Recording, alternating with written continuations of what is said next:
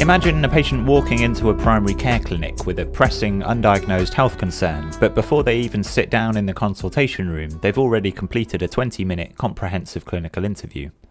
Not with a triage nurse and not via a rigid multiple-choice online form, but through a fluid, text-based conversation with an artificial intelligence. This AI has adaptively queried their symptoms, formulated an internal differential diagnosis, and handed a neatly synthesized summary of the clinical history directly to the attending physician. It sounds like a simulation or perhaps a concept for the next decade of digital health, but this is the exact workflow that just took place in the real world with real patients at a major academic medical center in Boston. Today we're dissecting a brand new prospective clinical feasibility study from Google Research and Google DeepMind. The system under the microscope is AMIE, the Articulate Medical Intelligence Explorer, powered by Gemini 2.5 Pro, the large language model. So we'll look at the headline results of the trial, which on the surface look like a tangible leap forward for generative AI in frontline clinical triage. But as we unpack the study design, we'll consider some of the nuances about how clinical trust is actually built in the real world. We'll explore why the messy, unstructured reality of patient dialogue might still be the biggest hurdle for this technology, and why the subtle reactions of the participating physicians might tell us about how close this tool really is to the prime time. So what was done and where does it fit into the patient journey? Previous evaluations of medical AI systems like AMIE have largely been confined to simulated environments using actors trained to present specific clinical vignettes. This study marked a transition into the wild.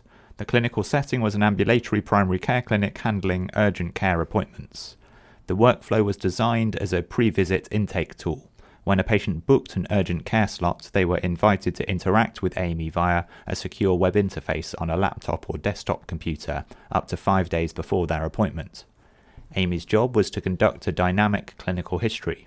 It initiated contact, established the chief complaint, and then adaptively asked questions to fill information gaps based on its evolving internal differential diagnosis.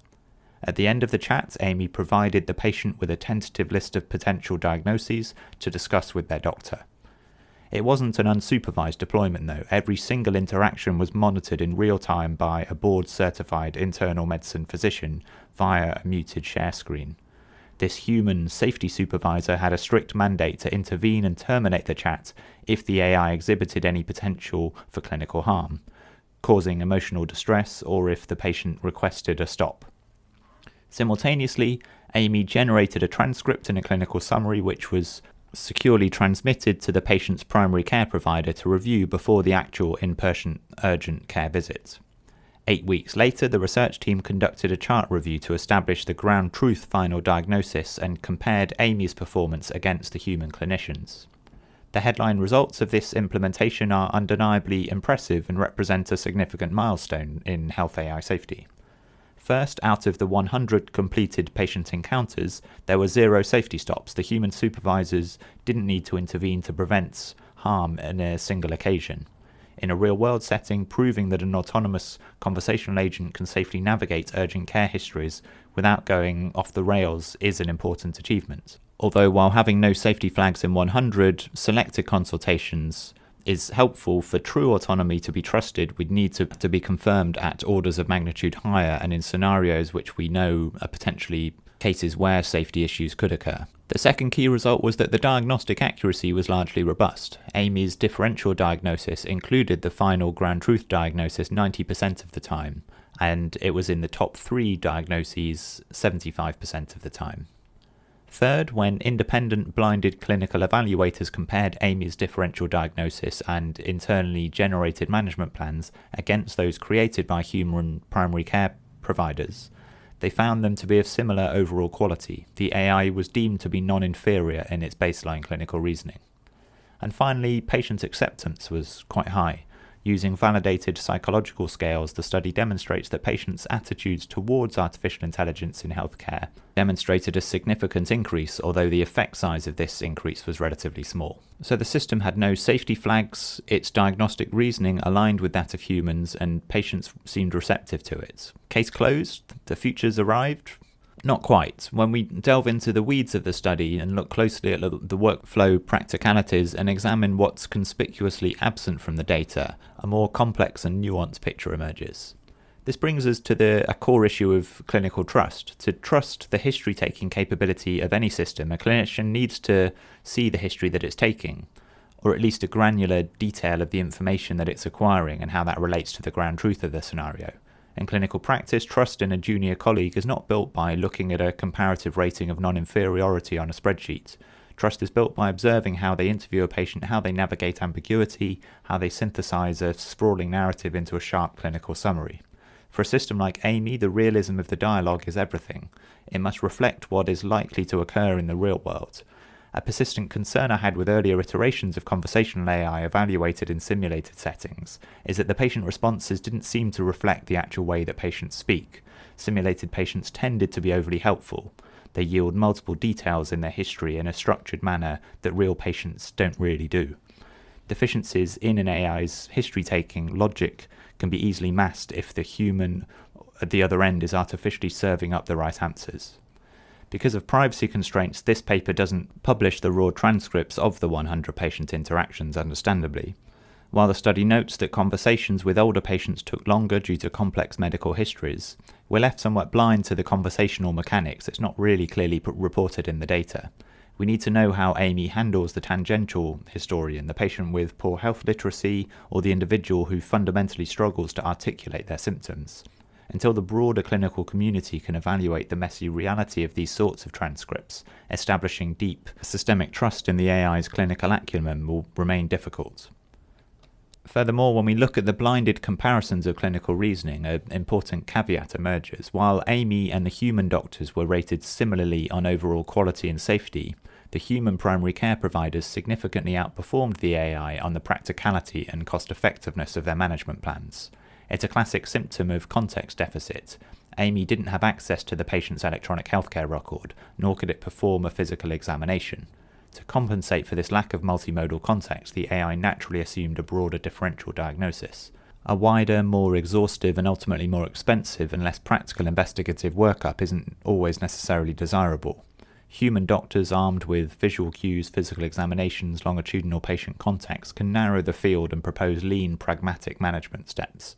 This highlights the strict boundary on the utility of standalone chatbots where EHR integration and physical context, their management plans will remain academic rather than practical. If an AI is suggesting lots more tests than a human would otherwise have ordered, it's much more difficult for them to de-escalate a management plan that's already been suggested than to be more pragmatic in the first place. And so the implications of this on actual clinical practice need to be considered. Yes, it's good to think broadly about what investigations could be done, but we also need to avoid over-investigation, particularly at the front door in primary care. This can lead to unnecessary anxiety, taking up resources that might be better served with people with more of an acute need for it. There's also significant workflow biases and implementation pitfalls to consider. The study required patients to use a laptop or desktop computer to facilitate the live screen share for the safety supervisors. Mobile phones were explicitly excluded. Naturally, this skewed the demographic towards a younger, more tech-literate population. Furthermore, patients with mental health complaints or those requiring immediate emergency triage were filtered out.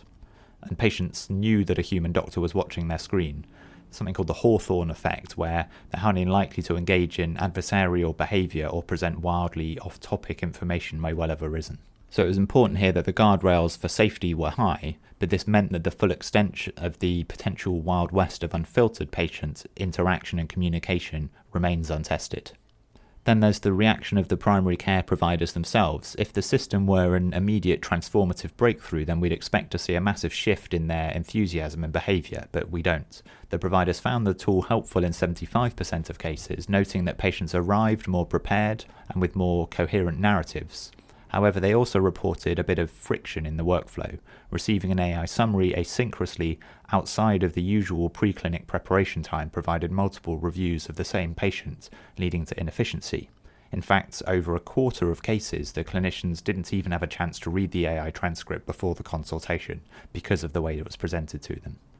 When a technology is developed by a massive coalition of researchers from a dominant tech entity, effectively marking their own homework, it's important to read between the lines. The sheer volume of resources poured into this project is immense, judging by the list of co-authors and collaborators.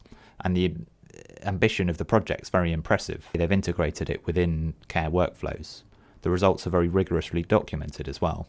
Demonstrating non-inferiority and safety in a live clinical environment is undeniably a big step, but the muted, pragmatic feedback from the end users suggests that this isn't yet a plug-and-play revolution.